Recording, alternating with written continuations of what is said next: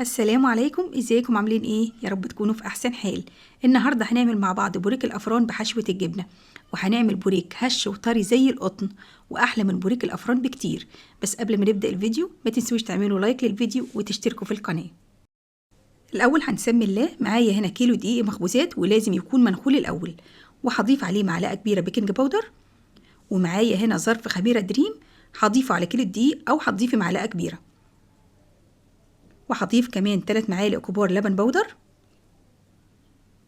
وهنضيف رشة ملح، وهضيف كمان معلقة كبيرة خل، ومعايا هنا علبتين زبادي بلدي وزن العلبة 120 جرام هضيفهم على الدقيق. عايزة اقول لكم انا اول حاجة ضفتها على الدقيق معلقة كبيرة سكر، بس ما تصورتش اللقطة دي، فهضيفه معلقة كبيرة سكر، وهضيف ربع كوباية زيت، واخيرا هضيف معلقة كبيرة صلصة طماطم. بس كده، وهبدأ اعجن.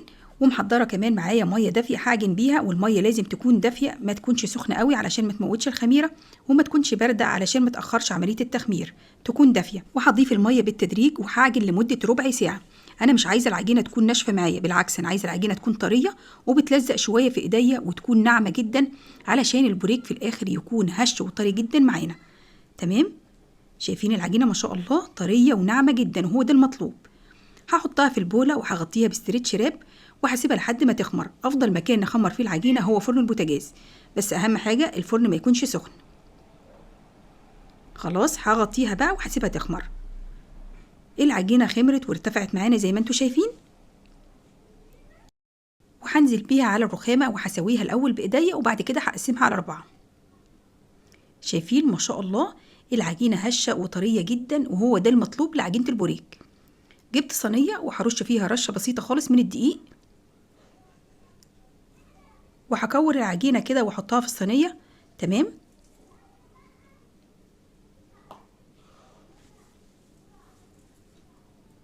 هاخد قطعه من العجينه وهسيبها على جنب علشان هشتغل بيها دلوقتي، وباقي العجينه هغطيها بكيس تلاجة علشان وشها ما ينشفش. هرش رشه بسيطه خالص من الدقيق فوق وتحت، وهبدا افرد العجينه الاول بايديا، وبعد كده هستخدم النشابه. شايفين العجينه بتتفرد معايا بسهوله ازاي؟ ده علشان خمرت كويس. انا هفرد العجينه بسمك ما يكونش تخين قوي ولا رفيع قوي، بسمك نص سنتي زي ما انتم شايفين كده. تمام؟ ومعايا هنا القطاعات دي، هاخد الحجم ده اقطع بيه حلو قوي. لو مش متاحه القطاعات مفيش مشكله خالص، هنتصرف وهنقطع بكوبايه شاي. هبدا اقطع العجينه علشان تكون كلها نفس الحجم. الموضوع سهل وسلس زي ما انتم شايفين. هاخد بقى العجينه الزياده دي وهكورها وهسيبها ترتاح علشان ارجع افردها واشكلها تاني. ومعايا هنا جبنه بيضه، دي جبنه فيتا عاديه خالص هنحشي بيها، ممكن تحشي باي نوع جبنه انت بتفضليه.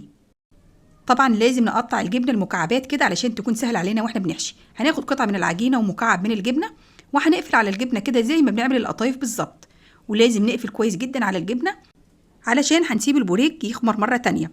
وكمان طبعا وقت التسويه البوريك بيرتفع، فعلشان ما يفتحش مننا في الفرن فلازم نقفل كويس جدا على الجبنه. عايزه اقول لكم ان البوريك من المعجنات اللذيذه جدا، حلو قوي في الفطار، محشي جبنه يعني مش محتاج اي حاجه جنبه غير كوبايه شاي بلبن او فنجان قهوه. وممكن كمان تحطوا للولاد في اللانش بوكس ياخدوه معاهم المدرسه، هيوفر معاكم في الوقت كتير. جربوه بنفس الطريقه ونفس المقادير وان شاء الله هيطلع ناجح معاكم من اول مره. ربنا يحسن ما بين ايديكم. وممكن كمان لو عاملين منه كميه كبيره تحتفظوا بيه في اكياس ثلاجه وتحطوه في الفريزر. تمام؟ زي ما انتم شايفين كده انا بحط قطع البوريك بعيد عن بعضها علشان طبعا لسه هيخمر مره تانية زي ما قلت لكم. بعد ما نخلص كل الكميه هنسيبه يخمر لمده نص ساعه. طبعا في الوقت ده هنغطيه بكيس ثلاجه علشان وش العجينه ما ينشفش. بالنسبه للخليط اللي هندهن بيه الوش، حطيت هنا في البوله معلقتين كبار لبن بودر ومعلقه صغيره سكر، بس ما تصورتش اللقطه دي. وهضيف عليهم نص معلقه صغيره نسكافيه، وهنضيف كمان معلقتين كبار ميه، وهدوب الخليط ده مع بعضه كويس جدا. الخليط ده بديل للبيض، بالنسبه للناس اللي ما بتحبش تدهن المعجنات بالبيض، ده بديل للبيض وبيدي لمعه حلوه قوي للبوريك. وده البوريك بعد ما خمرته مره تانية. هبدا ادهن بقى بالخليط اللي انا عملته، بس اهم حاجه ندهن برفق شويه، ما نضغطش بالفرشه علشان ما نخرجش الهواء اللي موجود جوه البوريك او التخمير بالمعنى الاصح. تمام؟ عايزه اقول لكم ان الخليط ده بيدي لمعه حلوه قوي للبوريك، هتشوفوها معانا في اخر الفيديو.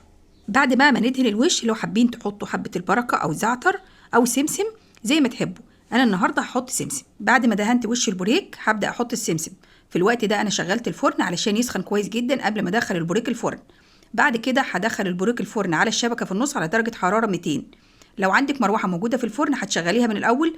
لو مش موجود مروحه، اول ما البوريك ياخد لون ذهبي خفيف من تحت هتطفي تحت وتولعي الشوايه ياخد لون ذهبي خفيف من فوق. يلا بقى ندخل البوريك الفرن. خلاص البوريك استوى وخد لون ذهبي موحد. على طول وهو سخن هنغطيه بفوطه علشان يفضل طري معانا. شايفين ما شاء الله من كيلو دقيق عملت كل كميه البوريك دي، وما خدش مننا وقت، ومقاديره مظبوطه وطريقته سهله وبمنتهى النظافه.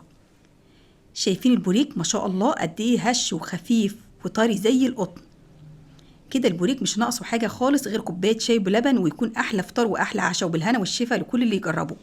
وبكده تكون وصفتنا النهارده خلصت. يا ريت لو عجبكم الفيديو ما تنسوش تعملوا لايك للفيديو علشان يوصل لناس كتير، واشتركوا في القناه. اشوفكم على خير في فيديو جديد، والسلام عليكم ورحمه الله وبركاته. مع السلامه.